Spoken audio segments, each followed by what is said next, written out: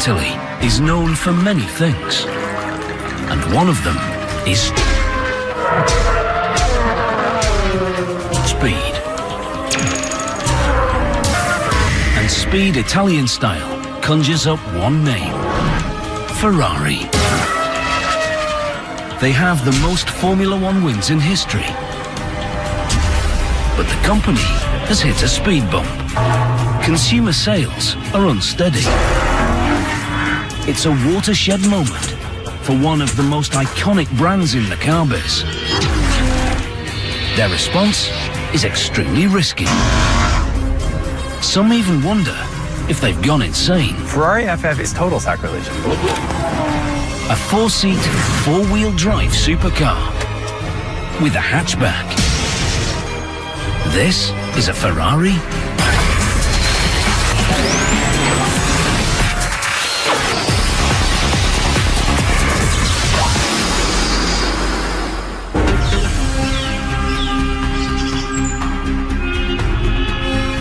For many auto enthusiasts, Maranello, Italy means only one thing: Ferrari.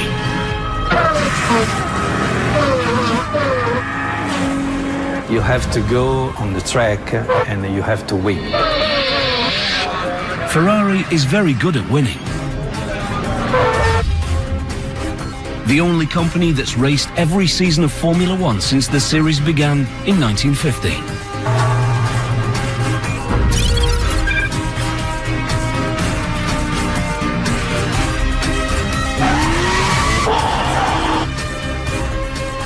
Just the name conjures up automotive romance.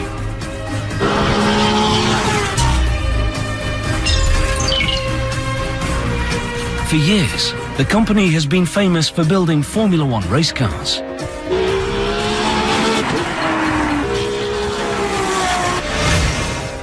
And its consumer counterpart, sexy two-seat supercars. We can offer the sporty feeling that you have to feel when you drive the car. But Ferrari must adapt. We have to understand what is the evolution of the customer. With the high-end sports car marketplace growing more and more crowded, the company needs a new machine. This is a completely new kind of model because we are thinking of completely new customer. Something bold, something striking, something different. Big innovation in terms of how we conceive the product. The answer comes at the 2011 Geneva Auto Show. Today, it's even more important than a surprise because this car, FF, represents for us really a very important and fantastic challenge. 1, 2, 3, go.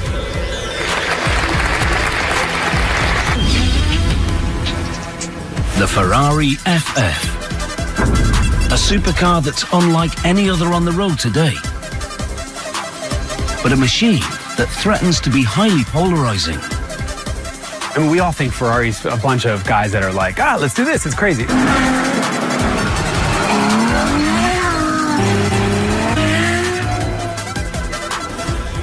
The design of the machine is a significant departure and a huge gamble for the company. The purists are going to say, well, it's got to look like a sports car, but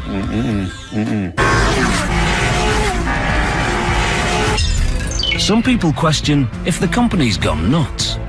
It's ridiculously fast, ridiculously capable, actually not all that insane at all.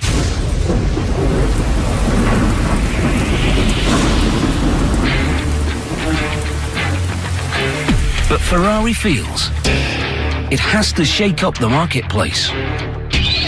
This is a new segment. This is the answer to the question that the world is changing. And to do it, they need to respond to that change. In recent years, sales have been uneven. Although people who can afford a Ferrari were less affected by the economic crash, it certainly made sales unpredictable. they're business guys. And at some point, somebody probably looked at a business case and realized that Ferrari owners also have things with a hatch, some sort of SUV, some sort of other car with a reasonable backseat. And they thought, well, why give up this business to somebody else? Historically, the brand has never been about practicality.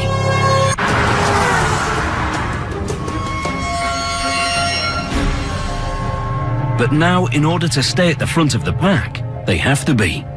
As time changes, we wanted to have a car which was fitting even better to the request of our clients. The key request is I would like to use my Ferrari as much as possible.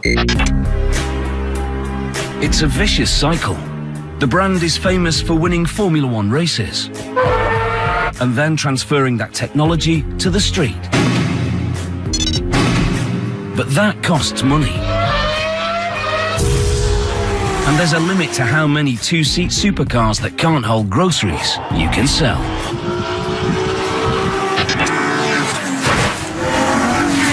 The FF is Ferrari's attempt at saying, okay, if you want to drive your Ferrari all year round and you need a trunk and you need a backseat, here you go. In the car world, the FF is also a classically Italian machine.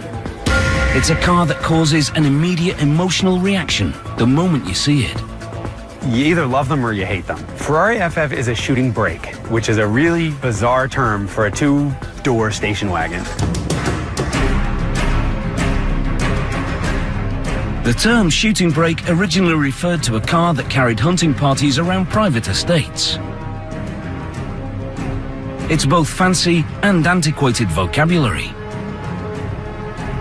And this term gets around any potential stigma attached to station wagons.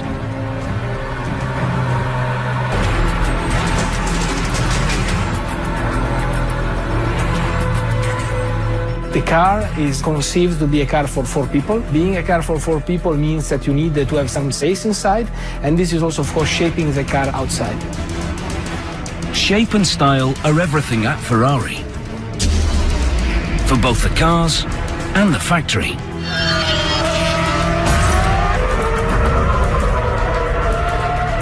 Behind the old brick walls is a modern complex where architecture matters as much as the cars. The Ferrari factory is like this huge complex of the most insanely gorgeous machinery filled with a lot of cappuccinos.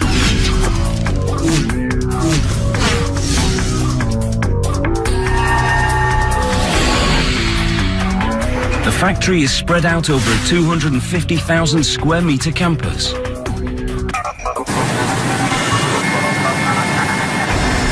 There's a foundry, a milling facility,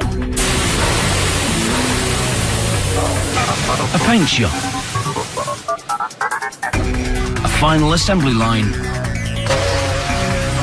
and even a wind tunnel. It's a place that treasures history and cutting-edge futurism. It is not what you'd expect from Italy because it's kind of corporate and it's kind of clean and everybody is doing exactly what they should. But when you start noticing the way the robots move and what exactly they're building, then it becomes special. Special because a company philosophy links the quality of its cars with the quality of its workplace.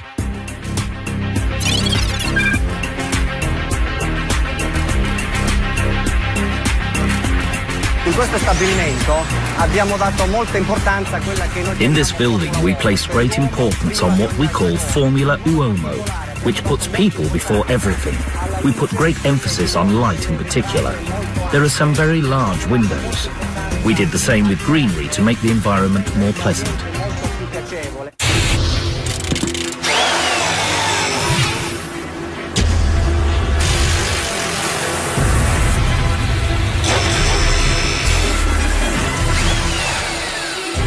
Few would question the beauty of the Ferrari factory. But some purists question the looks of the new FF that's built here, going as far as saying the brand sold out its soul.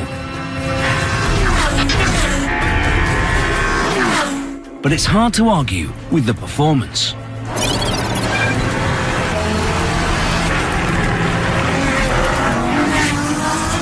Balancing speed and style has always been a universal supercar conundrum. There has been a lot of studying from a design point of view, the best compromise in order to have a car which is still sporty, because this is a Ferrari, but at the same time is not aggressive. Some situation needs also to be elegant.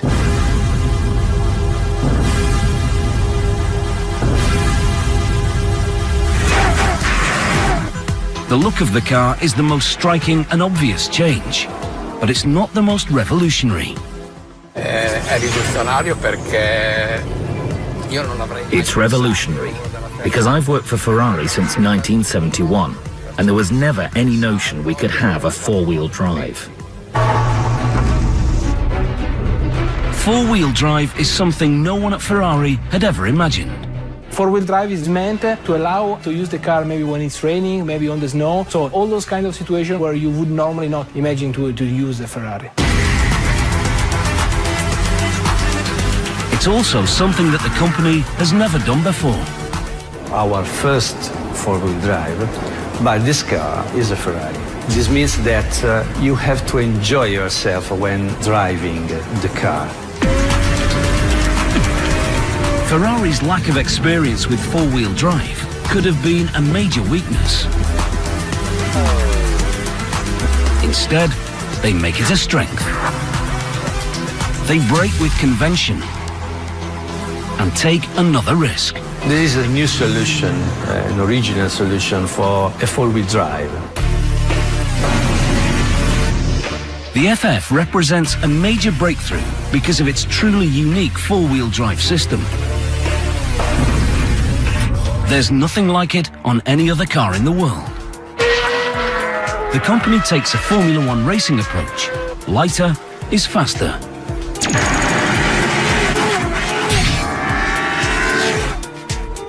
And applies it to their four-wheel drive system. What's the problem for a normal four-wheel drive? The most important problem is the weight.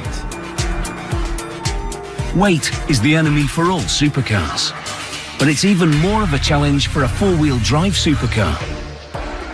Four-wheel drive is single-handedly the worst thing you could do for weight in a car. You're adding gear shifts and drive shafts and stuff all over the place. In a conventional four-wheel drive machine, the engine sends power to a transfer case. The transfer case distributes energy in two directions, using two different drive shafts. Ferrari's solution is to ignore the transfer case completely and instead uses two different transmissions, but only one drive shaft. The technology might be complicated, but the result is not. The FF is fast, very fast, with a top speed of 335 kilometers an hour.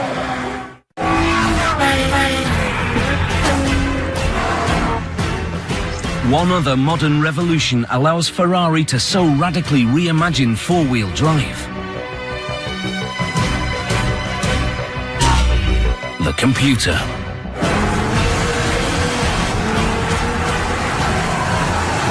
The surprise is it's got a 7-speed automatic in the back and a 2-speed automatic in the front, and the computer just kind of slips clutches and figures out how to make it all work. And as a driver, you don't know what's happening, it just works. The computers were developed by the company's Formula One team. Like always in Ferrari, we're doing innovation. Being this technical innovation is in our DNA. We also always have strong link with our past. There is a direct and immediate connection between Formula One and the FF. We have 3 important phases that we are working with the Formula One: engine, aerodynamics, and electronics.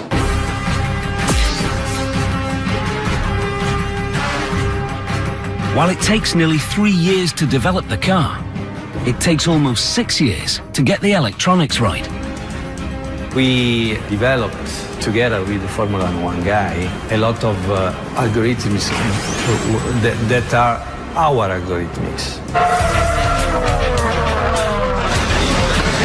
The result is a variety of new electronic systems. Using formulas developed by the race team, all those systems operate as one, integrated into a single computer system.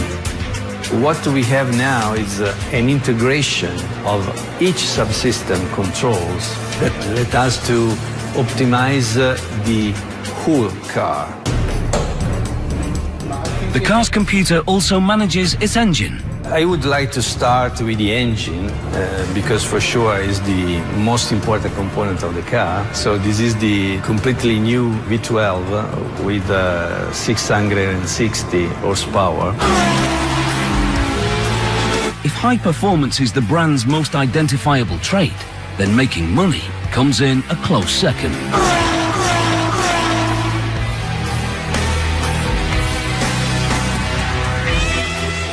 The brand is owned by Fiat and has the highest profit margin of any marque owned by the automotive conglomerate. Profit margins so lofty that the company with the prancing horse logo is valued somewhere around 3 billion euros. Analysts peg the entire Fiat Group's net worth at around 8 billion euros.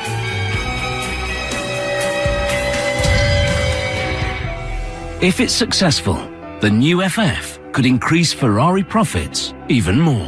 It's the gentleman of this sort of supercar world. You get in and it's pretty nice inside and it's well appointed and then it rides like a dream. The joke is, here's a car that can keep up with a Ferrari 458 Italia on the racetrack and you drive it on the street, you might as well be in some Lexus.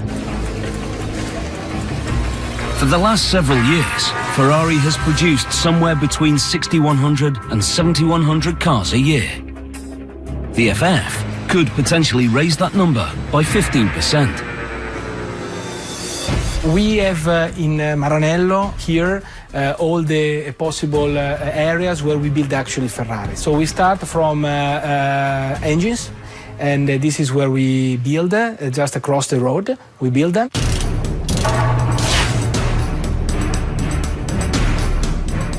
That engine comes to life not with wrenches, but with molten metal. If your image of a foundry is a dark, dirty place with flames flashing all over, Ferrari's a surprise.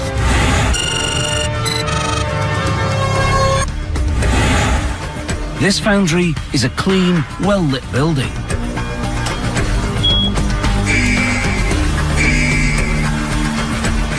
It looks more scientific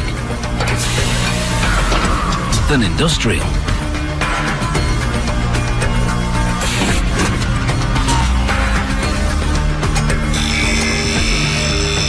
The FF engine is made from lightweight aluminium. We melt the aluminum, the ingots, and we reach more or less 800 degrees inside the furnace. They fill a huge cauldron, taking samples of the melted aluminium to ensure its exact chemical composition. Then pouring the molten metal into a second furnace to heat it some more. To have a complete filling of this furnace, we use 900 kilo of aluminum.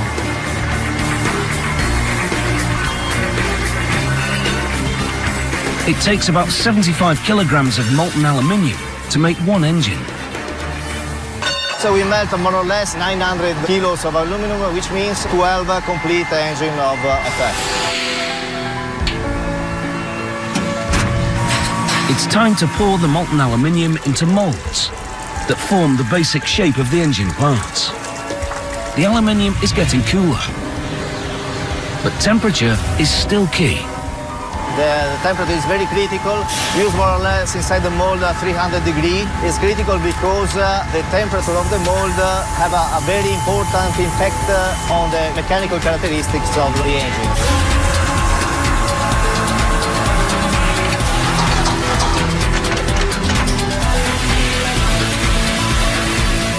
They use two kinds of molds to build the engine. Some are made of steel and can be used over and over.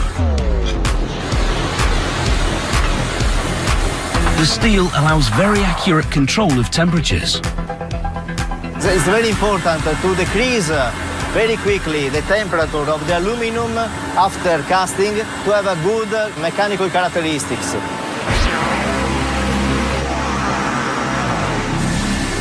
The second type of mold is made from sand. Inside the foundry, we have also the department where we produce the sand cores. This is a real importance because they produce all the cavity inside the engines. Without the cores, the steel mold would produce one giant block of aluminium. So what we can see here is all the cavity inside the cylinder heads. Then this block is placed inside the permanent mold. The mold closed and we put the aluminum inside the steel. Even the kind of sand they use needs to be special. The most important thing in this phase is the quality of the sand, because in this sand there are some resins, and the resins can give us some defects inside the mold. For example, we can have bubbles or gas or other defects like this. This is no easy day at the beach.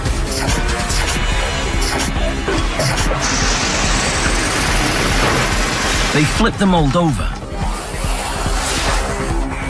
Again, the FF benefits from what's been learned by the Formula One race team.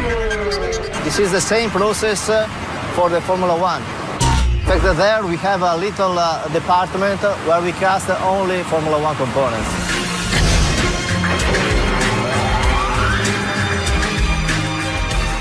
There's a control area where they measure every finished mold. The operator is looking for all the cavity, so he's controlling that the cavity are without defect. Tolerances are remarkable. The maximum variation allowed is 0.5 millimeter. And what they can't check visually, they check with an X-ray machine. It's the first of several quality control steps that FF parts will go through. Because in launching a radical departure for the brand, they don't leave anything to chance.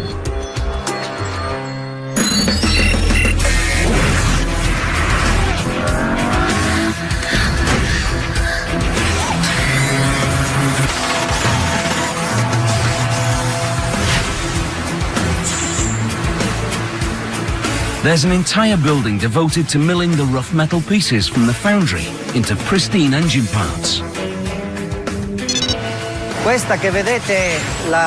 This is the building in which we do the mechanical machining of the cylinder heads, the engine block, and the crankshafts.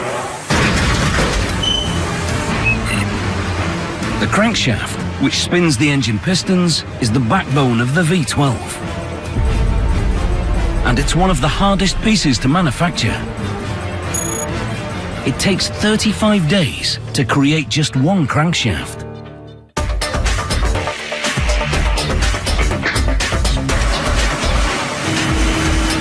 After receiving a raw piece from the foundry,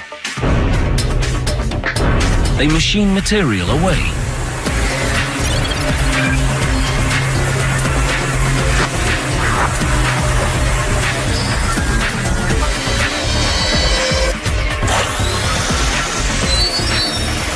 Heat treated. Grind more metal away by hand.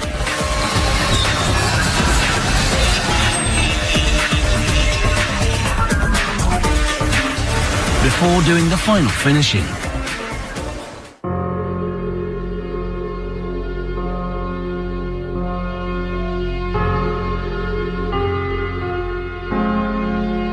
Like the old days, men grind and polish engine parts by hand.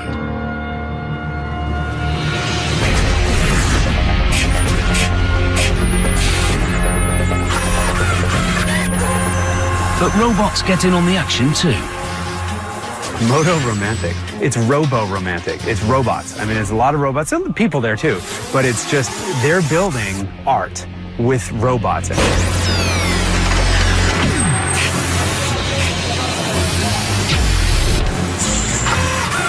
Robotic art with a literary twist. Questa è una delle 2 isole robotizzate dove montiamo This is one of 2 robot islands where we put the valve set inserts into the cylinder heads.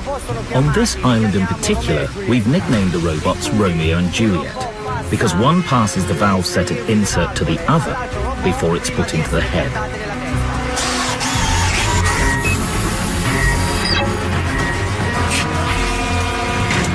Shakespeare never imagined how cold love could get. Romeo and Juliet cool valve seats to minus 126 degrees Celsius in liquid nitrogen. When the engine heads come back to room temperature, the valves will be clasped tightly in place. It seems the heart of an ultra-high-performance engine pays a hefty price.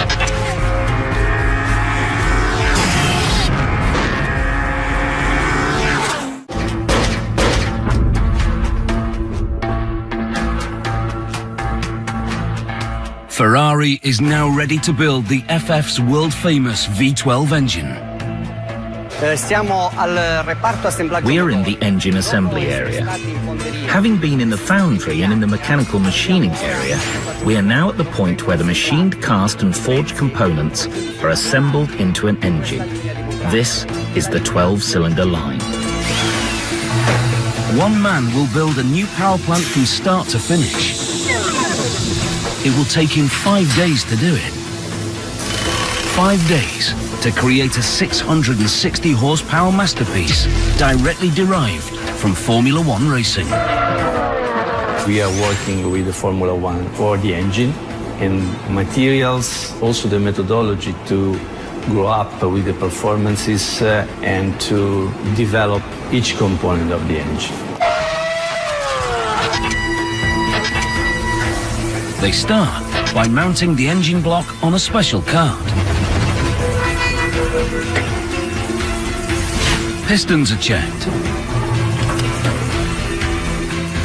The crankshaft is carried to the engine. Parts carefully oiled.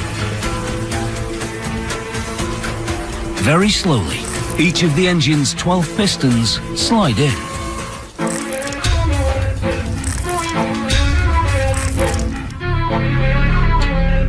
Gaskets and cylinder heads are installed.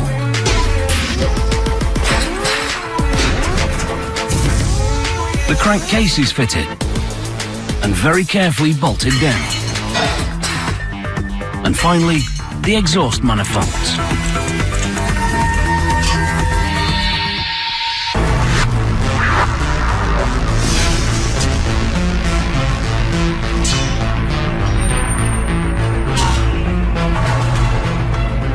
Another V12 engine is ready to be shipped to the final assembly area.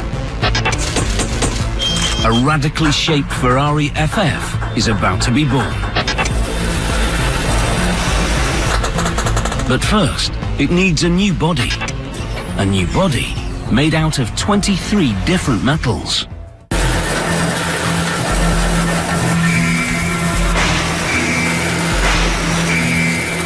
In a world where many exotic cars use carbon fiber and other composite materials to cut weight, Ferrari uses aluminium. An inheritance from its early Formula One cars, which were all built with aluminium bodies. The FF is an evolution of our aluminium alloys. So in order to save every time as much as possible the weight of the car, we are specializing every part of the car with the right alloy. The FF's body is crafted at Ferrari's Scaglietti facility, which is located 18 kilometers away from Maranello. It's the only part of the production process that's not done within the factory complex walls. But it might be its most artistic.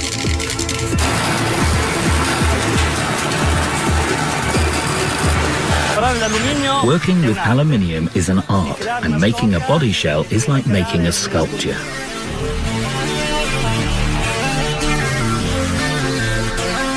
a sculpture that comes to life, piece by piece, as artisans weld them together.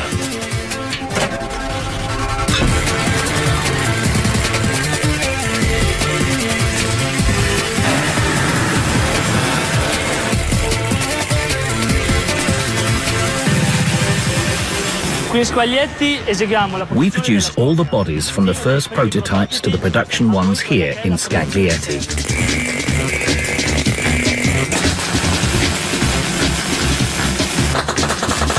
60% of the body is put together by individual craftsmen. L'alluminio è molto più difficile da lavorare dell'acciaio. Aluminium is much more difficult to work with than steel, but Ferrari chose it because it's also much lighter and more rigid. Rigidezza sicuramente maggiore. This need to combine lightness with rigidity leads Ferrari engineers to choose 23 different materials. 23 is the big number, but probably in the future we will increase this kind of number. Each part of the car must be designed in order to save the weight as much as possible. First, they place the aluminium space frame on the line.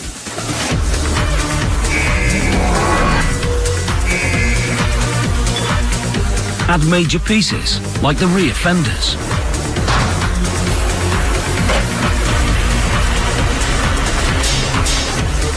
The roof.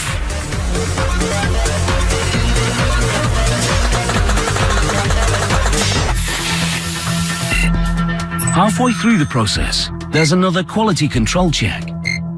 Here, a 5-axis measuring device checks tolerances and fit.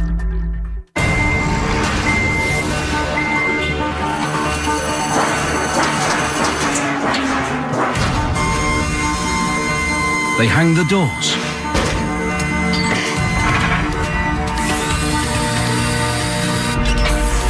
Add the signature shooting brake rear hatch.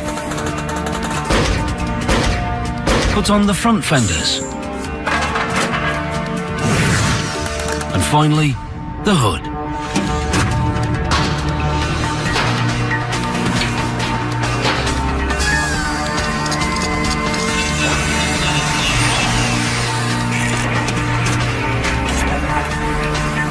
Artisans ensure the fit and finish is perfect.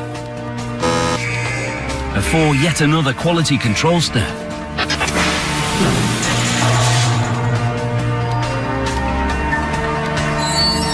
This time under special lights that help workers see any imperfections in the sheet metal.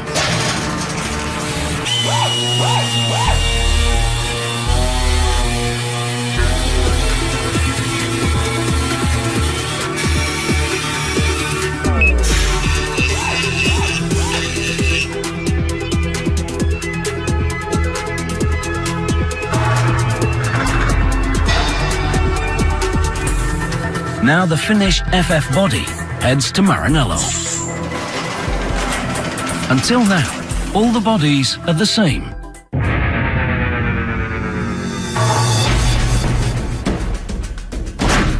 But that's about to change. Inside a room very few people ever get to see.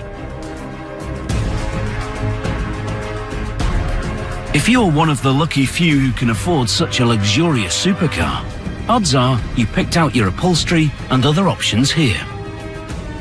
Nowadays, 99% of the Ferraris have at least one personalization by their owners. People who want to customize the options on their new machine. Where we are here is a tailor-made atelier. It's a very special and dedicated one. Only tailor-made clients are coming here. Clients who want their FF to be different from the plain old ordinary €233,000 FFs.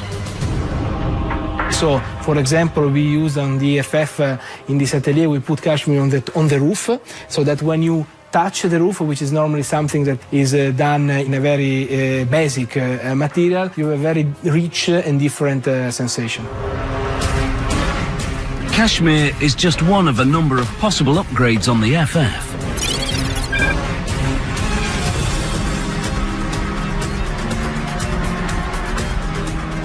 So for the trunk of this FF, we want to do something really different. This is a very nice touch because it's aging with time, so the color is changing as it does. We tend to experiment. The only point, and we need to be very mindful here, is that these materials are going to a car.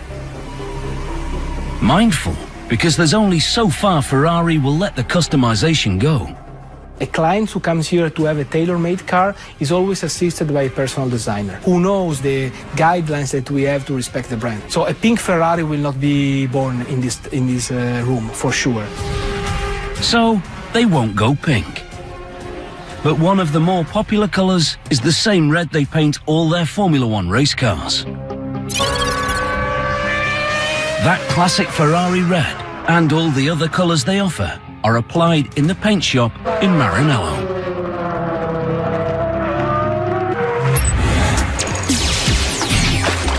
Here we are in the first main part of the process, wash and clean the car body.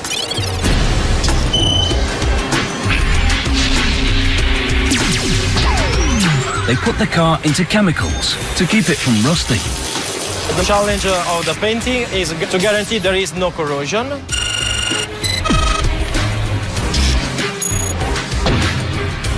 The next step after the electrocoat is the sealing application. Ultimately, a Ferrari will have 4 layers of coating or paint before it's finished.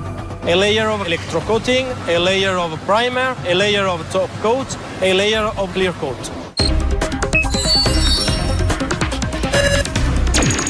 It's a process that can't be rushed. To paint completely an FF, we need 2.5 days.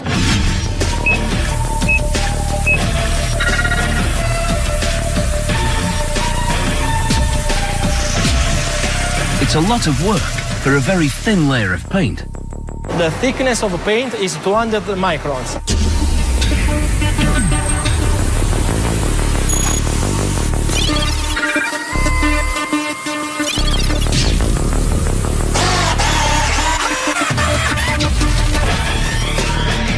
The final inspection is more important for us because it's a manual activity, visual activity, and the people are skilled to discover all the imperfection on the painting, only looking at the reflection of the light on the surface.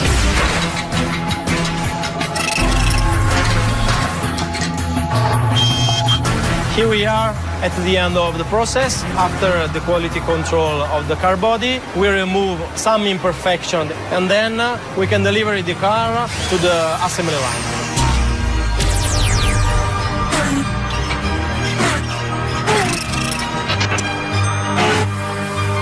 A newly painted FF is about to head off to the final assembly line. A final assembly line that's one of the keys to Ferrari's future. It's built for ice and snow. It's been through heat and flames. It's wickedly fast. And a total reinvention of a brand. But the FF can't actually be called a Ferrari until it hits station number 1 on the final assembly line. That's where the hands of just one man add a logo that means more than simply speed. It's a logo whose meaning and Formula One heritage Ferrari has decided to risk with the introduction of the FF. A machine that looks different than any other current Ferrari, but is built in a very similar fashion. La qualità in generale della vettura è il punto focale. The overall quality of the car is always the focal point of our work. That's our obsession when we're assembling our cars, regardless of whether it's the running gear or the bodywork. The build starts with a laser cutting machine. Questa è la macchina di taglio, funziona a laser. This is the laser cutting machine. It helps us select the best parts of the leather because only the finest leather can be used in our cabins. Leather pieces that are then sent to 2 sub-assembly areas, right next to the final line. They install the monster Formula One-based CPU chip. that connects all the subsystems together. Now, it's time for the dashboards.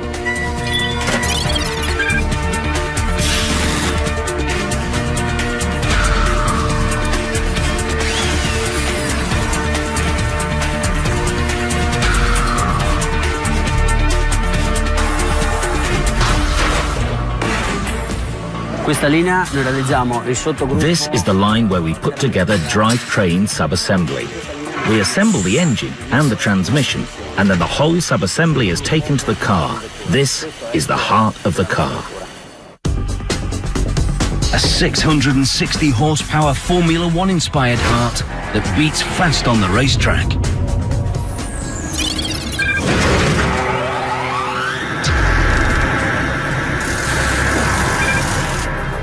With a heart and a badge, the FF is almost a race-ready Ferrari, but not quite yet. It still needs a few more pieces before it can be called a true Ferrari. They install another piece of race-proven technology, carbon ceramic brakes. Then the radiator, headlights, and tyres.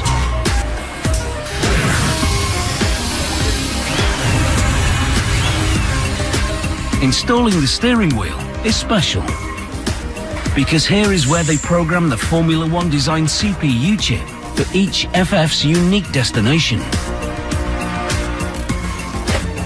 It's like turning on your home computer for the first time. It asks you what country you're in, what time zone, what language you want. Now every new FF knows whether it should display kilometers or miles per hour, liters or gallons. Finally, it's time to put the finished doors on.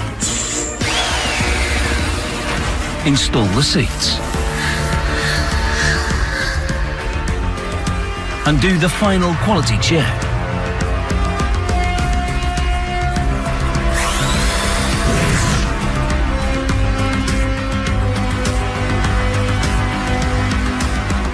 A new Ferrari FF has been born. But whether some think it should have been is still a question open to debate.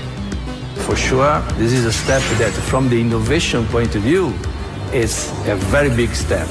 But from the characteristic of the shape and so on, is not the same that we had in the past. The first all-season, every-condition, four-wheel drive Ferrari. I've driven it in the snow, I've driven it up in the mountains. Chances are people, when they go skiing, are still going to take their SUVs, but you can drive the FF to your garage where you store your SUV. Now it's up to the marketplace to decide whether Ferrari has done the unthinkable, or simply the next logical step in a Formula One racing heritage that goes back over 50 years. Different Ferrari for different Ferraristi, different Ferrari customers.